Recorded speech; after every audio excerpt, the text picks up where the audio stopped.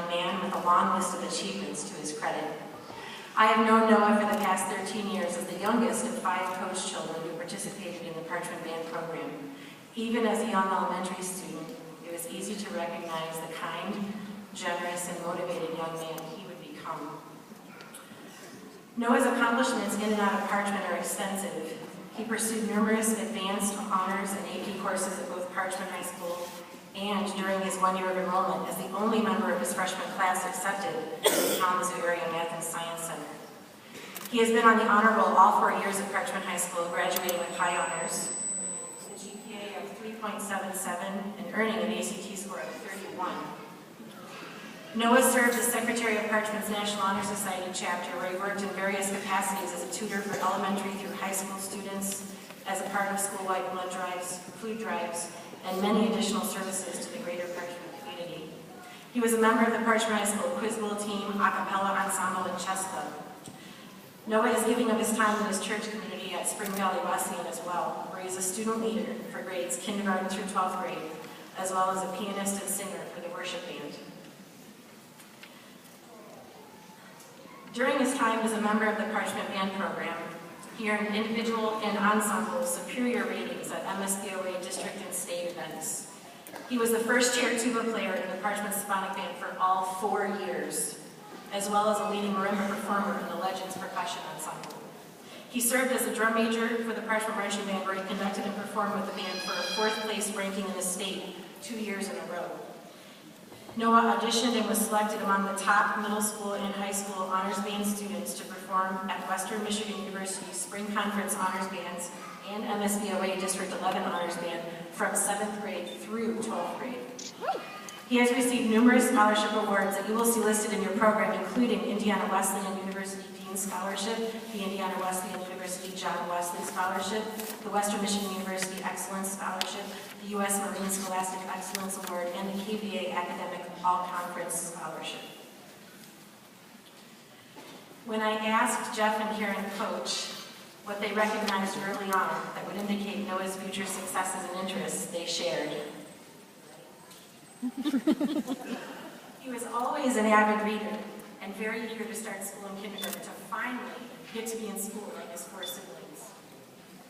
He always wanted to play, of all things, the tuba, and would wheel that huge tuba case home every night after school, a case that he himself probably would have been able to fit inside during those early years. I can attest to that. He expressed an interest in math and science early on and would frequently ask his sister Kelly to take him to the Kalamazoo Valley Museum. And in his 5th grade letter to himself, expressed that he wished to be an astronomer or a composer when he grew up. And guess what? He plans to pursue one of his majors in music composition. He was the youngest member to ever participate in the Legends Drum and Bugle Corps.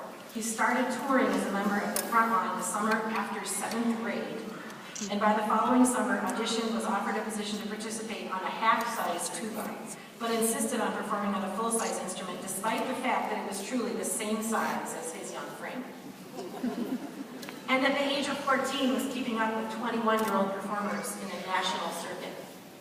In 2 days, he will begin his 6th summer of 65-plus days of touring in the United States, sleeping on gym floors, rehearsing 12 to 15 hours a day, and traveling nearly 8,000 miles, providing exceptional performances for audiences across the country. He lived in the band room or the music room at home, constantly practicing, performing for fun, or composing and arranging with his siblings, Max, Sam, Zach, and Kelly. And Jeff and Karen, and his kind of extra mom, me, loved it. It is by no accident that this young man turned out to be so great. It is because of the support of his parents, Jeff and Karen, grandparents, Bob, Bonnie, Jack, and Marlene, siblings, Kelly, Zach, Sam, and Max, my colleagues on the Parchment staff, and in the fine arts community, that this young man saw his potential and beyond.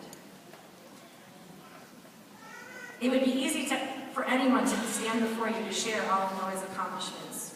As I gathered and organized my notes for his speech, it was difficult to believe that all of these achievements were for one person, because perhaps his greatest achievement is not each award, accolade, or acknowledgement, but the truly generous, kind, and genuine person that he has grown to be.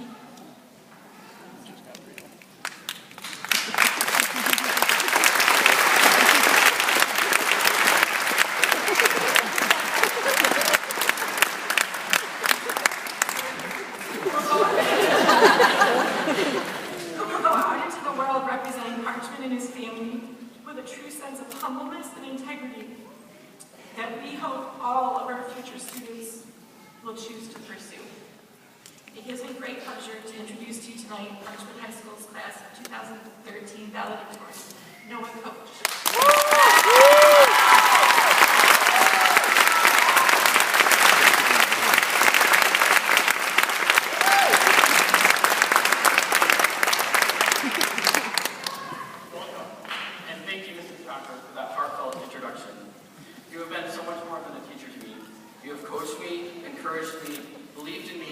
Vouched for me.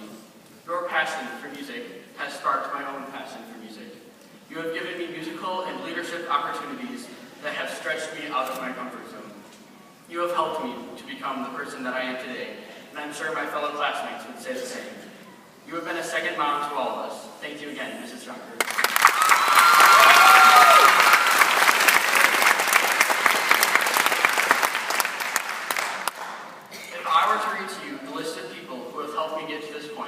You would probably be sitting here until morning.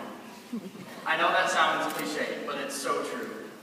With that being said, I'd like to give just a few thank yous to the people who have influenced me in my life. First and foremost, I'd like to thank my parents for the ways that they have loved and supported me in everything I do. And when I say everything, I really mean it. On behalf of my fellow classmates and myself, I would also like to thank all of the teachers, administrators, school board members, secretaries, librarians, and assistants for your part in making our school a great place to learn.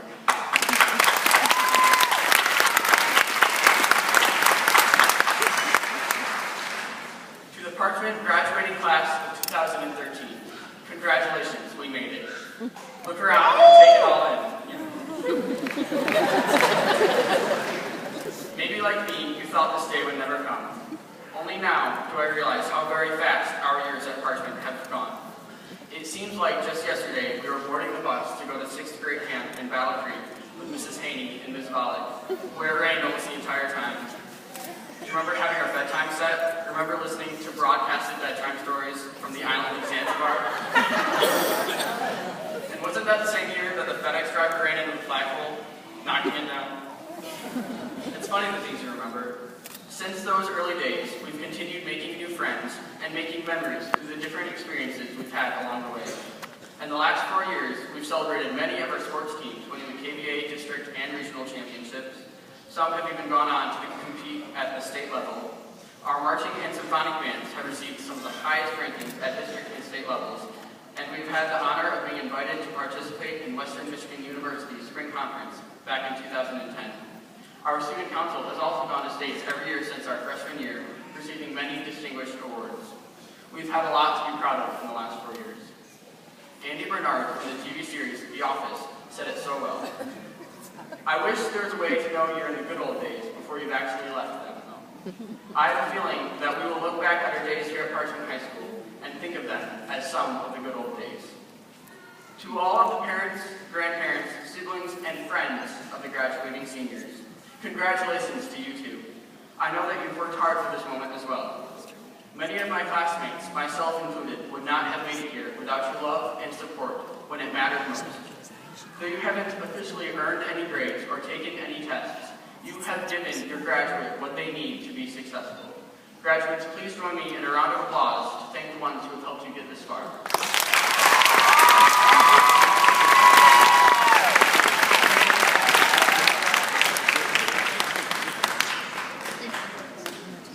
I grew up in a big family with my mom, dad, one older sister, and 3 older brothers.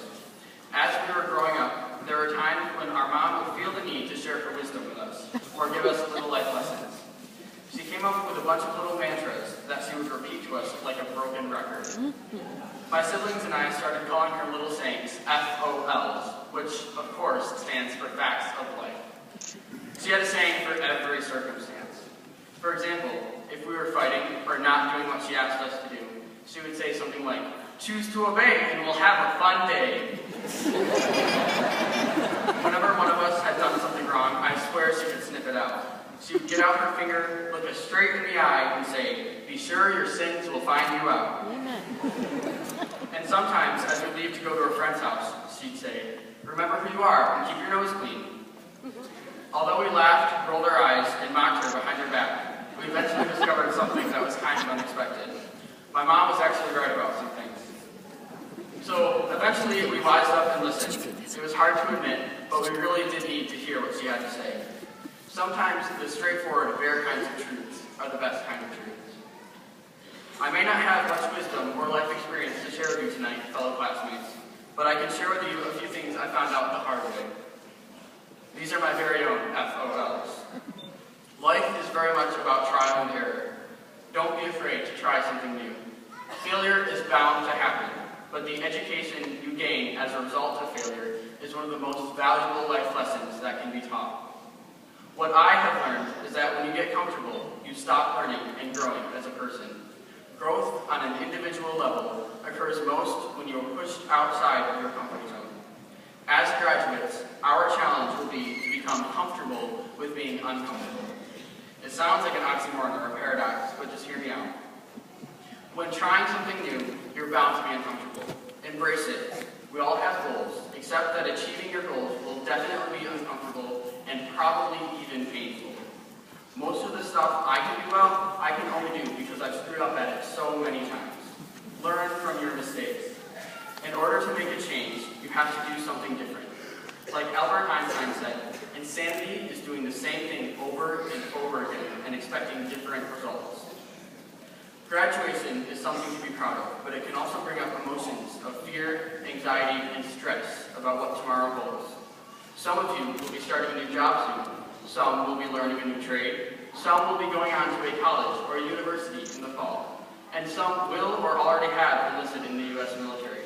There's so much to be decided and so much to be planned, with so much of the future unknown. If you recognize, however, that graduation will stretch your comfort zone, and with that, build character, that's when my dad took a role. You will see this moment as a page turn to the next chapter of life.